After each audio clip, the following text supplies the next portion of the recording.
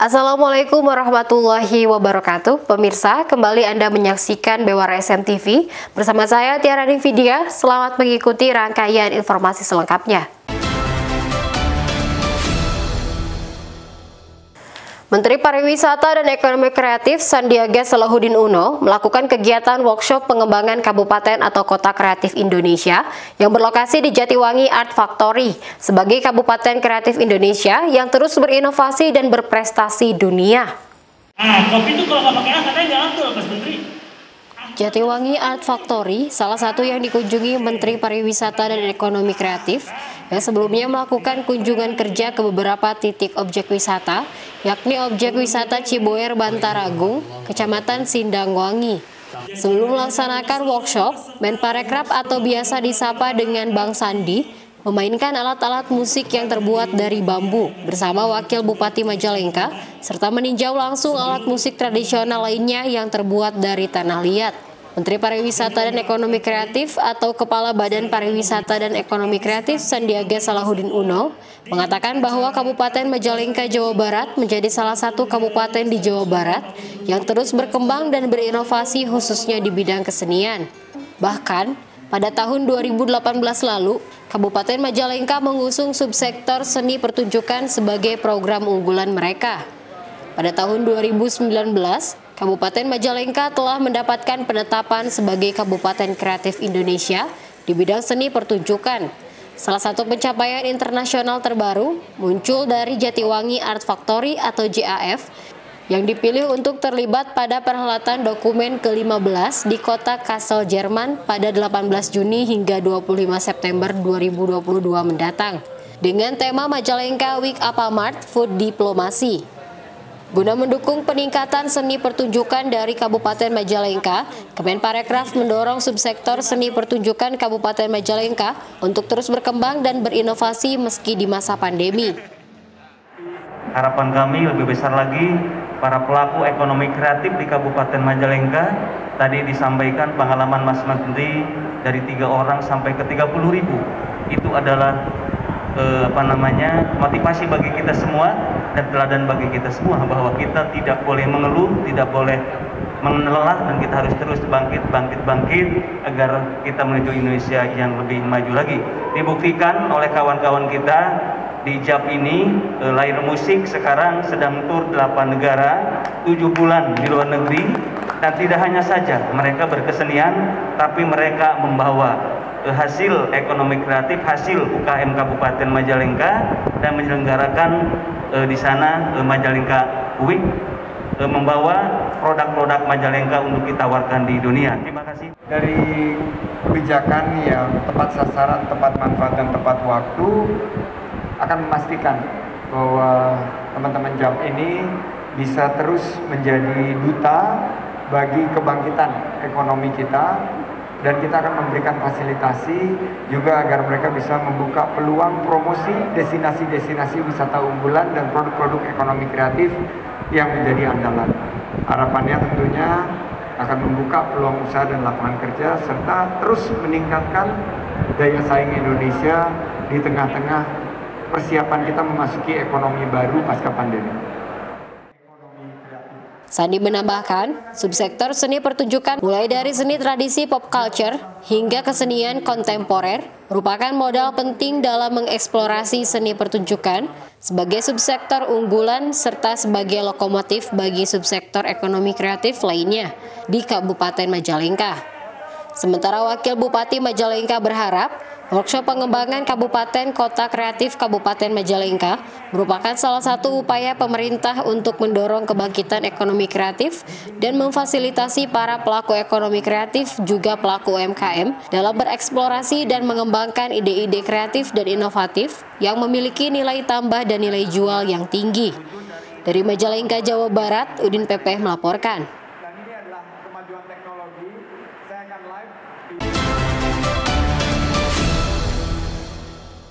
Menteri Pariwisata dan Ekonomi Kreatif Sandiaga Salahuddin Uno melakukan kunjungan kerja ke Desa Wisata Bantar Agung, salah satu desa wisata yang menonjolkan kesenian dan artistik. Pasalnya banyak ditemukan hal yang kreatif di desa tersebut, bahkan ada paket wisata bertani di mana jarang ada desa wisata lainnya, bisa dilihat langsung dari sistem pertanian terasseringnya yang indah dan tak kalah dari Ubud Bali. Menteri Pariwisata dan Ekonomi Kreatif Sandiaga Salahuddin Uno melakukan kunjungan kerjanya ke Desa Wisata Bantar Agung, salah satu desa wisata yang menonjolkan kesenian dan artistik. Sementara sosialisasi Anugerah Desa Wisata atau ADWI 2021 kali ini menyambangi Desa Wisata Bantar Agung yang berada di Kecamatan Sindangwangi, Kabupaten Majalengka, Jawa Barat. Dalam sosialisasi di desa tersebut, dapat dilihat banyaknya kemajuan dan perkembangan desa yang berada di Jawa Barat tersebut. Selain itu, dengan perkembangan desa wisata, maka penerapan lapangan kerja juga semakin banyak.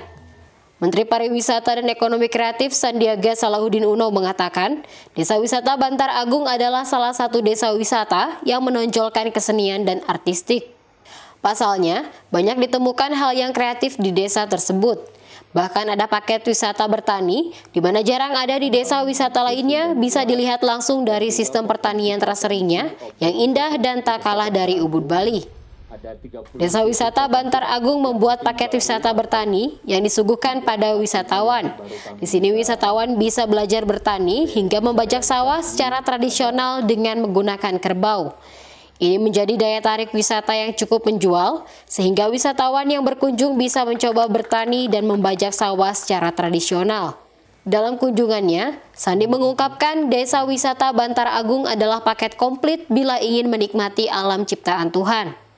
Pasalnya di desa wisata tersebut, wisatawan juga bisa menikmati Curug Cipeteuy, di mana air terjun tersebut masuk dalam kawasan hutan konservasi Taman Nasional Gunung Ciremai.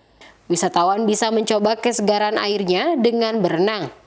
Selain itu, wisatawan juga bisa melihat Ciboer Pass atau yang dikenal dengan memiliki pemandangan layaknya ilustrasi gambar pegunungan yang sering dilihat berlatar Gunung Ciremai dan hamparan sawah.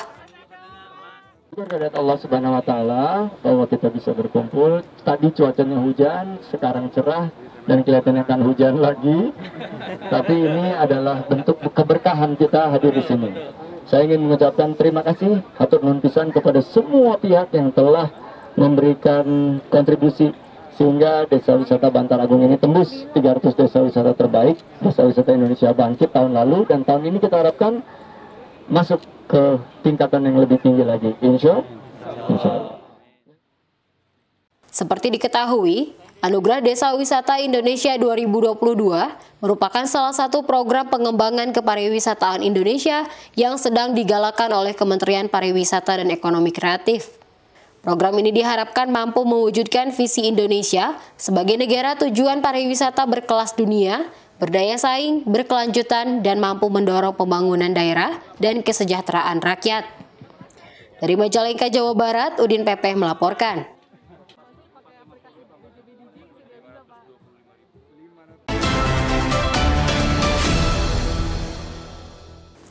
Aksi pencurian di sekolah kembali terjadi di Kabupaten Sumedang, Jawa Barat. Sejumlah alat elektronik milik SMP Negeri 2 Conggeang digasak komplotan pencuri dengan total kerugian mencapai 20 juta rupiah. Aksi ketiga pencuri di ruang TU sekolah pada Sabtu 5 Maret 2022 dini hari itu terekam kamera CCTV. Berikut ini merupakan detik-detik aksi pencurian yang terjadi di SMP Negeri 2 Conggeang, kawasan Desa Karanglayung, Kecamatan Conggeang, Kabupaten Sumedang, Jawa Barat. Dalam rekaman CCTV, terlihat 3 pelaku pencuri melakukan aksinya di ruang tata usaha sekolah pada Sabtu 5 Maret 2022, sekitar pukul 3:46 dini hari. Menurut penjaga sekolah, saat aksi pencurian terjadi dirinya terlelap tidur di ruang kepala sekolah. Dugaan sementara, ketiga pencuri memasuki sekolah dari gerbang samping dekat lapangan sepak bola. Para pencuri membobol gerbang besi yang sudah terpasang gembok, kemudian memutus CCTV yang mengarah ke lapang sekolah. Sebelum memasuki ruang tata usaha, para pencuri menjebol pintu lobi sekolah yang kemudian menjebol ruang kepala sekolah yang terhubung ke ruang tata usaha. Dalam melancarkan aksinya, para pelaku menjebol juga ruang guru yang di dalamnya terdapat sejumlah kunci ruangan. Pukul jam 3.46 subuh ada itu udah bobol semua. Ya, Kang, waktu posisi gimana tuh waktu itu? Waktu saya tidur lenyap dan saya tidak sadar diri. Masuknya lewat mana tuh pelakunya? Lewat gerbang parkiran, terus ke samping pintu kepala. Ruangan yang dimasuki itu berapa ruangan? 3. Ruang TU, ruang kepala, dan ruang guru. Termasuk dapur, ngambil bedog sama linggis. Sementara menurut Kepala SMP Negeri 2 Conggeang, aksi komplotan pencuri telah dilaporkan kepada pihak kepolisian. Para pencuri berhasil menggasak barang elektronik milik sekolah dan bantuan yang diterima dan disimpan di ruang tata usaha, ruang kepala sekolah, serta ruang guru. Di antaranya 1 laptop, 2 buah tablet, ampli player, 1 PC monitor komputer, serta 2 bola basket. Dari aksi pencurian tersebut, pihak sekolah mengalami kerugian ditaksir mencapai 20 juta rupiah. Di ruang guru mengambil ampli player merek Toa dan PC komputer Bell yang bantuan baru serta bola basket. Sedangkan di ruang tata usaha yang diambil adalah tab 2 buah dan 1 buah laptop merek HP.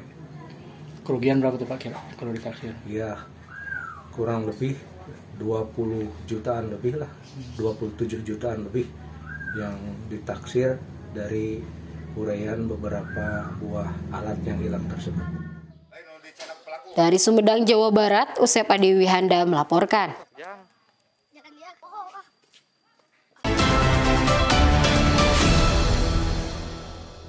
Seekor macan tutul betina pada Sabtu siang dilepas liarkan di hutan Gunung Ciremai, Kuningan, Jawa Barat. Macan tutul bernama Rasi ini dilepas diharapkan bisa dikawinkan dengan macan tutul jantan Selamat Ramadan yang sebelumnya sudah berada di Gunung Ciremai. Hal ini juga diharapkan menambah populasi macan tutul di Gunung Ciremai.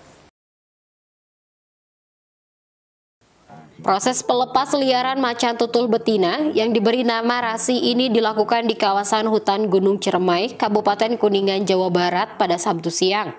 Setelah melalui proses panjang, pihak Taman Nasional Gunung Ciremai dan BKSDA Jawa Barat, serta sejumlah pihak lainnya, berhasil melepaskan macan tutul Rasi yang sebelumnya sudah berada di kandang habituasi selama 4 minggu.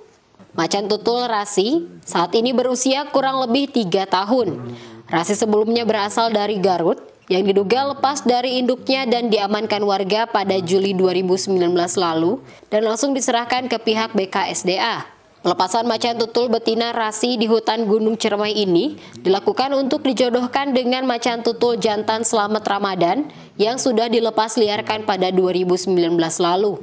Hal ini juga untuk menambah populasi keberadaan macan tutul di Gunung Ciremai. Pihak Balai TNGC meyakinkan keberadaan macan tutul ini tidak dapat mengganggu para pendaki karena macan tutul tidak bersifat menyerang manusia.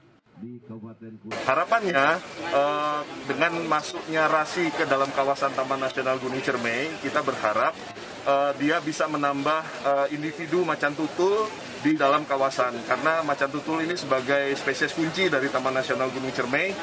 Hasil pemantauan kami sampai dengan 2021 itu baru ada 1 individu macan tutul namanya Selamat Ramadan yang hasil pelepas liaran pada tahun 2019.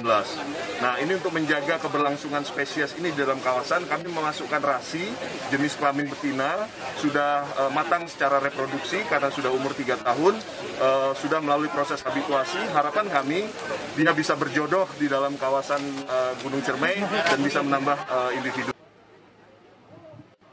Dengan pelepasan liarnya Rasi, keberadaan macan tutul di hutan Gunung Ciremai yang sudah terdata terdapat 2 ekor, diharapkan kedua macan tutul ini dapat berjodoh dan dapat menambah populasi macan tutul. Dari Kuningan, Jawa Barat, Udin Pepeh melaporkan.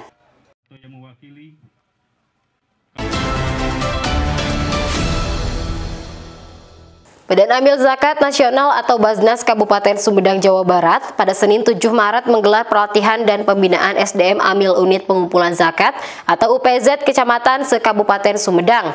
Kegiatan yang diikuti 26 peserta selaku operator UPZ Kecamatan dilakukan untuk mewujudkan pengelolaan zakat di Kabupaten Sumedang secara digital. Sebanyak 26 operator unit pengumpulan zakat atau UPZ Kecamatan se-Kabupaten Sumedang, Jawa Barat mengikuti pelatihan dan pembinaan yang digelar Badan Amil Zakat Nasional atau Baznas Kabupaten Sumedang. Pelatihan dan pembinaan SDM Amil UPZ Kecamatan untuk mewujudkan inovasi pengelolaan zakat dalam mengatasi dampak pandemi COVID-19 dan mendukung pemulihan ekonomi daerah. Peserta yang merupakan para operator UPZ Kecamatan diberi pelatihan dan pembinaan dari sejumlah narasumber yang hadir, utamanya dalam melakukan pengelolaan zakat di tiap kecamatan secara digital, guna mempercepat dan mempermudah data-data yang diperlukan. Baznas Kabupaten Sumedang sendiri telah membulatkan tekad agar di tahun 2022 menjadi tahun inovasi dalam pengelolaan zakat di Kabupaten Sumedang. Karena hari ini kami sudah membulatkan tekad bagaimana tahun 2022 menjadi tahun inovasi bagi pengelolaan zakat di Kabupaten Sumedang. Salah satunya inovasi bagaimana kita mengelola zakat secara digital. Jadi hari ini kita coba berikan pelatihan tersebut sehingga bisa membantu pengelolaan zakat di kecamatan dalam kaitan pengoperasional secara digital. Dari Sumedang, Jawa Barat, Usep Adiwihanda melaporkan.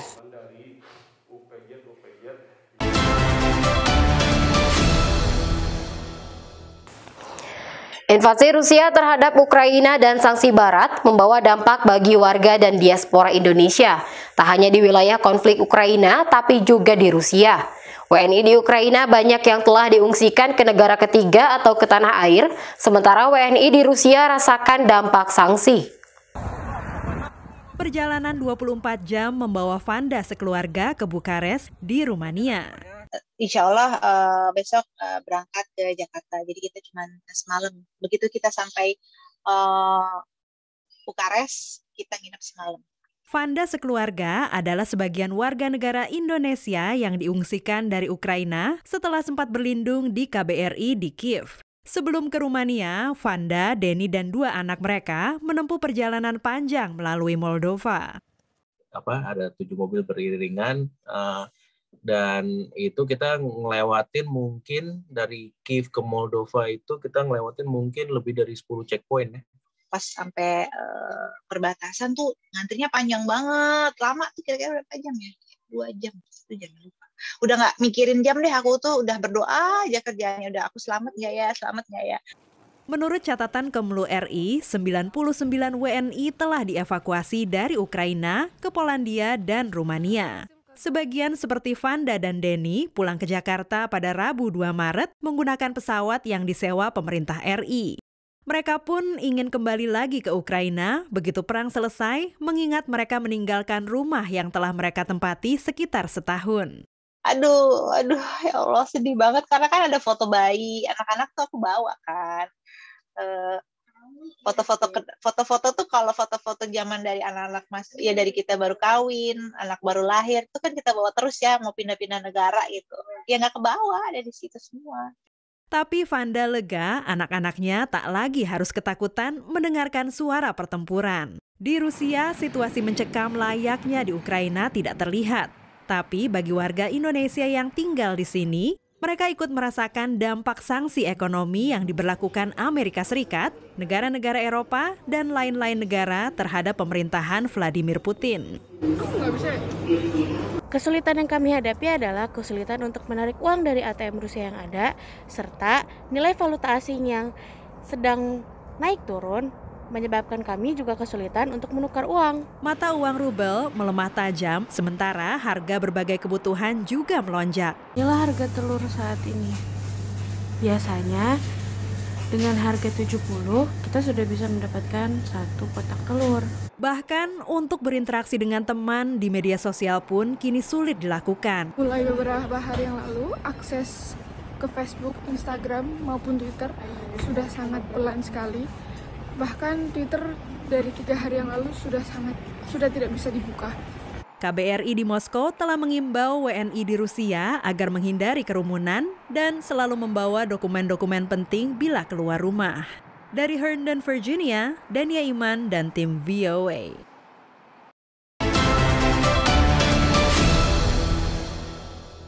Demikian Bewara SMTV hari ini. Tetap saksikan Bewara SMTV setiap hari Senin sampai dengan Sabtu di jam yang sama dan Bewara Sepekan di hari Minggu. Saya Tiarani Vidya beserta tim redaksi SMTV pamit undur diri. Terima kasih. Wassalamualaikum warahmatullahi wabarakatuh.